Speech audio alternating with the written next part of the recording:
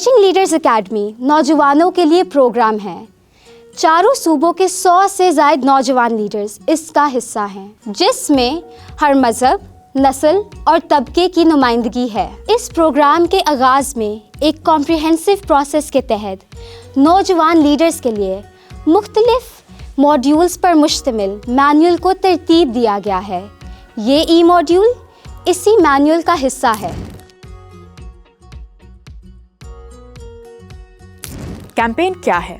वो सरगर्मियाँ जो लोग समाजी, सियासी और माशी तब्दीली लाने के लिए एक ख़ास वक्त में अंजाम देते हैं। कैंपेन किसी मसले के हवाले से माशरे में तब्दीलियाँ पैदा करने की कोशिश करती है जो इस मसले से बराह रास्त मुतासिर होने वाले अफराद की ज़िंदगियों में देर पा असरात मुरतब करती है। कैंपेन की क्या इकसाम है? कैंपेन की 5 इकसाम हैं। फंड रेजिंग के लिए, समाजी आगाही के लिए, सियासी कैंपेन, एडवोकेसी कैंपेन और रवैये की तब्दीली के लिए कैंपेन। आइए अब मुख्तलिफ तरह की कैंपेन की मिसालें देखते हैं। से नो टू चाइल्ड ब्राइड्स एक 14 साल पाकिस्तानी नौजवान बच्ची की लॉन्च की गई कैंपेन है। ये कैंपेन 2020 में लॉन्च हुई। इस कैंपेन का मकसद पंजाब मैरिज एक्ट में लड़कियों की शादी की उम्र को 16 साल से बढ़ाकर 18 साल करना है। इस मकसद के हुसूल के लिए इस कैंपेन ने बहुत से ऑनलाइन और ऑफलाइन ज़रायों का इस्तेमाल किया। इस कैंपेन ने 30,000 से ज़ायद दस्तखत जमा किए गए, जिनकी बुनियाद पर गवर्नर पंजाब को एक करारदाद जमा कराई गई। इस करारदाद का मकसद पंजाब में लड़कियों की शादी की उम्र को 16 साल से बढ़ाकर 18 साल करना था। सोशल मीडिया इन्फ्लुएंसर्स के जरिए पाकिस्तान और पूरी दुनिया से लाखों लोग इस कैंपेन का हिस्सा बने। ग्रीन फॉर वाइट बरगद की एक ऐसी कैंपेन थी जिसका मकसद पाकिस्तान में और खुसूसन पंजाब में मुख्तलिफ मजहबों की अक़लियतों के हकूक़ को फ़रोग़ देना था। इस कैंपेन में #ग्रीन फॉर वाइट को पोस्ट, तस्वीरों और पैगामात में इस्तेमाल किया गया ताकि मुल्क में मुख्तलिफ मजहबों, नस्लों और फ़िरक़ों के दरमियान अमन, भाईचारा और रवादारी के बारे में अवेयरनेस पैदा हो सके। ये कैंपेन बरगद ने 2015 में शुरू की थी और ये आज तक बरगद के मुख्तलिफ प्रोजेक्ट्स का हिस्सा है। तब से लेकर अब तक लाखों लोग सोशल मीडिया के जरिए इस कैंपेन का हिस्सा बन चुके हैं। इसके अलावा मुख्तलिफ प्रोजेक्ट्स के जरिए सियासतदान, एजुकेशनलिस्ट, मीडिया, पॉलिसी साज, हर किस्म के लोगों को स्टेक होल्डर्स बनाया गया। 2015 में शुरू की गई बरगद की कैंपेन ग्रीन फॉर वाइट के नतीजे में 2020 में पंजाब हुकूमत ने मजहबी अक़लियतों के लिए अपने तालीमी इदारों में 2% कोटा लागू किया। आइए अब मैं आपको एक और कैंपेन से मुतारिफ कराती हूँ, Fridays for future. Fridays for future मौसमियाती तब्दीली के ख़िलाफ़ एक ऐसी कैंपेन थी जिसने स्वीडन की एक तालिबे इल्म ग्रेटा थनबर्ग के ज़रिए फ़रोग़ पाया। इस कैंपेन ने ट्विटर के ज़रिए आलमी सतह पर ज़ोर पकड़ा। इस कैंपेन ने दुनिया भर के तलबा को मोबिलाइज़ किया और उनसे दरख्वास्त की कि वो हर जुमे के जुमे आकर लोगों से अपने रवैये में तब्दीली की दरख्वास्त करें। कैंपेन के ज़रिए तलबा ने लोगों से दरख्वास्त की कि वो गोश्त का कम इस्तेमाल करें और हवाई जहाज़ का कम इस्तेमाल करें। इसके अलावा इस कैंपेन के ज़रिए जर्मनी के फेडरल सुप्रीम कोर्ट ने यह फैसला दिया कि जर्मनी की मौजूदा माहौलियाती तहफ़्फ़ुज़ की पॉलिसियाँ नाकाफ़ी हैं। ALS ice bucket challenge. ALS ice bucket challenge एक ऐसा चैलेंज है जिसके शुरका या तो अपने सर के ऊपर ठंडे पानी की एक बाल्टी डेल सकते थे और ALS एसोसिएशन को $10 अतिया कर सकते थे, या फिर चैलेंज में शरीक ना होकर ALS एसोसिएशन को $100 अतिया कर सकते थे। इस चैलेंज को पूरा करने के लिए हर शख्स के पास 24 घंटे का वक्त होता था और एक दफ़ा चैलेंज मुकम्मल करने के बाद आपको सोशल मीडिया पर अपनी चैलेंज की एक वीडियो भी अपलोड करनी होती थी। इस कैंपेन में बहुत से मशहूर लोगों ने हिस्सा लिया, यहाँ तक कि मार्क ज़करबर्ग भी, जिन्होंने चैलेंज कंप्लीट करने के बाद बिल गेट्स को चैलेंज की दावत दी। And after I dump this bucket of ice on my head, I get to nominate 3 new people to challenge. So I'm going to challenge Bill Gates to do this within the next 24 hours. So you have 24 hours to do this, or you have to donate $100.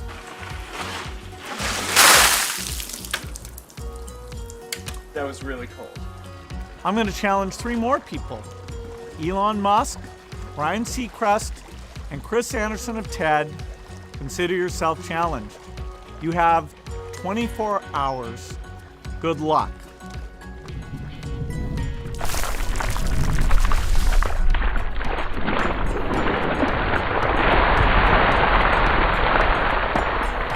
ایک دفعہ یہ campaign فروغ پا گئی تو ALS ایسوسی ایشن کی سالانہ آمدنی $49 ملین سے بڑھ کر $220 ملین ہو گئی۔ Tips from former smokers Centers for Disease Control امریکہ کی ایک ایسی کیمپین ہے جو رویوں میں تبدیلی کے لیے کوشاں ہے۔ کیمپین میں ایسے لوگوں کی کہانیوں کو دکھایا جاتا ہے جو سگریٹ نوشی کو فیشن کے طور پر اپنا کر اپنی صحت پر منفی اثرات طاری کر لیتے ہیں۔ ٹپس نے اس کیمپین میں نہ صرف سٹوری ٹیلنگ کے ذریعے اسموکرز کی کہانیاں شامل کی بلکہ ان کے خاندان کے ممبران کی کہانیاں بھی شامل کی جو تمباکو نوشی سے متاثر اپنے پیاروں کی دیکھ بھال میں مصروف ہیں۔ اس کیمپین کے ذریعے 2012 سے 2018 کے درمیان تقریباً 10 لاکھ لوگوں نے کامیابی سے سگریٹ نوشی چھوڑ دی۔ اس کیمپین کے ذریعے ٹپس 129,000 قبل از وقت اموات روکنے میں کامیاب رہی۔ آئیے اب دیکھتے ہیں کہ ایک کیمپین کیسے کی جاتی ہے۔ ایک کامیاب کیمپین کے لیے منصوبہ بندی ایک بہت اہم مرحلہ ہے۔ منصوبہ بندی کو مناسب وقت دینا اور اس میں متعلقہ لوگوں کو شامل کرنا بہت ضروری ہے۔ پلاننگ کرتے ہوئے ان باتوں کا خیال رکھنا بہت ضروری ہے، بلکہ ان باتوں کو ابھی ہی لکھ لینا چاہیے تاکہ یہ آپ کو بعد میں بھول نہ جائیں۔ آپ کو اپنی کیمپین کا مقصد واضح طور پر پتہ ہونا چاہیے اور اس کو چارٹ پیپر پر لکھ لیں۔ آپ کا مقصد سمارٹ ہونے کا مطلب ہے کہ وہ اسپیسیفک ہو، میجربل ہو، اچیویبل ہو، ریلیونٹ ہو اور ٹائم باؤنڈ ہو۔ ہم مثال کے طور پر ایک ایسی کیمپین ڈیزائن کرتے ہیں جو پنجاب میں موجود مذہبی اقلیتوں کو کالجوں اور یونیورسٹیوں میں 2% تعلیمی کوٹے کے بارے میں آگاہی پیدا کرتی ہے۔ اس سے ہمارا مقصد یہ ہے کہ ہم کوشش کریں کہ زیادہ سے زیادہ نوجوان جو مذہبی اقلیتوں سے تعلق رکھتے ہیں وہ تعلیم حاصل کر سکیں۔ مقصد طے کرتے ہوئے آپ کو اپنے مسئلے کے حوالے سے اچھی خاصی معلومات حاصل ہونی چاہیے۔ مثال کے طور پر ہم نے اپنی اس کیمپین کے لیے پنجاب کے صوبے کو ہی کیوں چنا؟ اس کی ایک وجہ تو یہ ہے کیونکہ پنجاب وہ صوبہ ہے جس نے اپنے تعلیمی اداروں میں اقلیتوں کے لیے 2% کوٹے کی منظوری دی۔ دوسری بات یہ ہے کہ ہم یہ کیمپین صرف نوجوانوں کے لیے ہی کیوں کر رہے ہیں۔ اس کی ایک وجہ یہ ہے کیونکہ 2022 میں department of human rights and minority affairs Punjab نے ایک سروے کنڈکٹ کیا جس کے مطابق اس وقت پنجاب میں 30 ایسی یونیورسٹیز ہیں جو اس کوٹے پہ عمل کر رہی ہیں۔ کل ملا کر ان 30 یونیورسٹیز میں 2000 سے زائد سیٹس موجود ہیں، مگر ان میں سے ابھی تک صرف 246 سیٹس بھری گئی ہیں۔ اس کا مطلب ہے کہ باقی سبھی سیٹس ابھی بھی خالی ہیں۔ جب یونیورسٹی انتظامیہ سے اس بارے میں سوال کیا گیا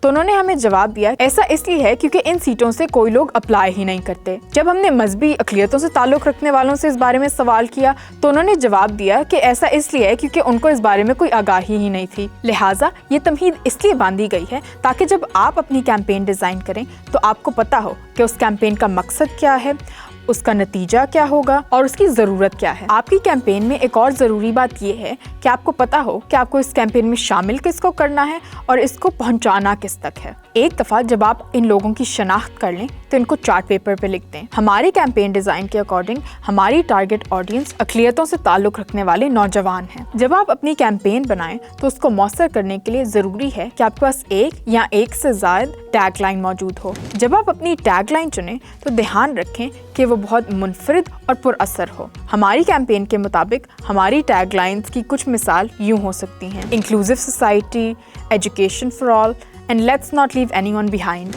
اپنی کیمپین کو اور پر اثر بنانے کے لیے آپ اپنے لیے ہیش ٹیگز بھی ڈیزائن کر سکتے ہیں، جیسے کہ #inclusive society, #education for all, #leave no one behind. آپ کو اس بات کا بھی خیال رکھنا ہوگا کہ آپ کی ٹارگٹ آڈینس کس پلیٹ فارم پر موجود ہے۔ ہو سکتا ہے کہ آن لائن سرگرمیوں کے ساتھ ساتھ آپ کو آف لائن سرگرمیوں میں بھی کام کرنا پڑے تاکہ آپ اپنی زیادہ سے زیادہ متعلقہ آڈینس تک پہنچ سکیں۔ اپنی مثال دیکھتے ہوئے مجھے لگتا ہے کہ ہمیں آن لائن سرگرمیوں کے ساتھ ساتھ ایسی جگہوں پر بھی جانا پڑے گا جہاں پر مذہبی اقلیتیں رہتی ہیں۔ اس کے علاوہ ہم مندر، چرچ اور گردواروں میں اناؤنسمنٹ کروا کر بھی زیادہ سے زیادہ اقلیتوں تک اس 2% کوٹے کے بارے میں معلومات پہنچا سکتے ہیں۔ اس کے علاوہ اپنی کیمپین کی ٹائم لائن طے کرنا بھی ضروری ہے، جیسے کہ ہماری کیمپین لوگوں کو سب سے زیادہ فائدہ تب پہنچا سکتی ہے جب داخلے بالکل کھلے ہوں۔ اس لیے ہماری کیمپین کو داخلوں سے 1 یا 2 مہینے پہلے شروع ہو جانا چاہیے۔ کیمپین کی پلاننگ کے ساتھ ساتھ ضروری ہے کہ آپ کیمپین کی اسٹریٹجی پر بھی کام کریں۔ اسٹریٹجی کے بغیر آپ کی کیمپین کامیاب ہو ایسا ممکن نہیں۔ اپنی کیمپین کو اسٹریٹجکلی ایگزیکیوٹ کرنے کے لیے آپ تقریب بھی رکھ سکتے ہیں۔ اس کے علاوہ آپ پوسٹر ڈیزائن کر سکتے ہیں، اسٹریٹ تھیٹر کر سکتے ہیں، یہاں تک کہ جب آپ سوشل میڈیا پوسٹس بنائیں تو آپ اس میں مختلف باعث لوگوں کو ٹیگ کر کر بھی اپنی کیمپین کو اسٹریٹجکلی ایگزیکیوٹ کر سکتے ہیں۔ کیس کیس اسٹڈیز اور سٹوری ٹیلنگ کے ذریعے بھی آپ کی کیمپین بہت مؤثر ہو سکتی ہے۔ اس کے علاوہ اپنے مقصد کو آپ موجودہ رجحانات اور ٹرینڈز کے ساتھ جوڑ کر بھی اپنی کیمپین کو بہت مؤثر بنا سکتے ہیں۔ جب آپ اپنی کیمپین کے لیے کانٹینٹ ڈیولپ کریں تو اس بات کا خیال رکھیں کہ وہ ٹائملی ہو اور وہ ریلیونٹ ہو۔ ان سب مرحلوں سے گزرنے کے بعد آپ اپنی کیمپین کو خود ڈیزائن کر سکتے ہیں اور اس کے بعد بلا تاخیر اس کو امپلیمنٹ بھی کر سکتے ہیں۔ اس ویڈیو ماڈیول کے آخر میں ہم آپ کے ساتھ کچھ ایسے ٹولز اور ریسورسز شیئر کر رہے ہیں جو کیمپین ڈیزائن کرنے میں آپ کے بہت کام آئیں گے۔ ان سب ٹولز کے لنکس آپ کو ہمارے ڈسکرپشن باکس میں مل سکتے ہیں۔ اگر یہ ویڈیو ماڈیول آپ کے لیے فائدہ مند ثابت ہوا ہے تو پلیز اس ویڈیو کو لائک کریں، شیئر کریں اور سبسکرائب کریں۔